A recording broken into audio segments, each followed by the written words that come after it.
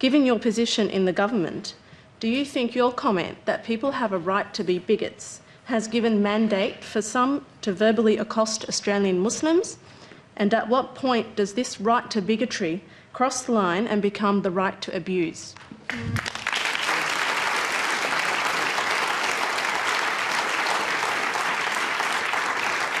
Well, the answer to your question, May, is absolutely not. And I think we should never confuse freedom of speech with abuse, including verbal abuse. It is always against the law, and it should always be against the law to engage in verbal assault of people.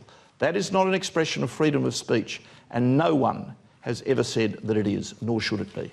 Can I just ask, do you regret the comment that people have the right to be bigots, particularly when you look at it in the context you're now seeing and you're hearing people in this community see it resonate in what's happening to them, whether you say it's about that kind of overt violence or not? Well, let me respond to you in this way, Tony.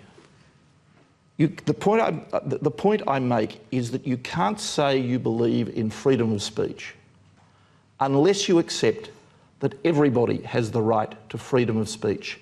And that includes people whose views you detest. But there is an enormous difference between defending freedom of speech, which necessarily involves defending the rights of people whose views you detest, on the one hand, and the use of words as a tool for assault of the questioner just mentioned. There is a great difference between those two. But I'm just asking you, in the context, do you regret making that comment? Well, I don't regret saying that people have, if you believe in freedom of speech, you've got to defend the freedom of speech of everyone. Let me give you an example. I notice you didn't say it again. If you refuse to say it again, you assume somehow that you must regret saying it in the first place. Let me give you an example, Tony, of what I mean. A few weeks ago, the debate about the burqa reached a new pitch of intensity in this country. Now, my position on the burqa I made very clear. I think if people want to wear a burqa, that's nobody's business but theirs.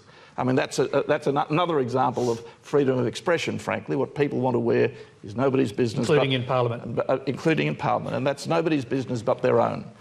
During the course of the debate on the burqa, Pauline Hanson, who, in my view, is a terrible bigot, a terrible bigot, published an opinion piece in the Sunday Telegraph newspaper, which I thought contained a lot of really ugly and unpleasant sentiments, okay? Now, what would I do? Would I engage in an act of political censorship and say, because I disapprove of what Pauline Hanson says and I disapprove of her values, that I would politically censor the expression of those opinions? Would I politically censor the Sunday Telegraph for publishing that article on their op-ed page? No, I would not. Absolutely not.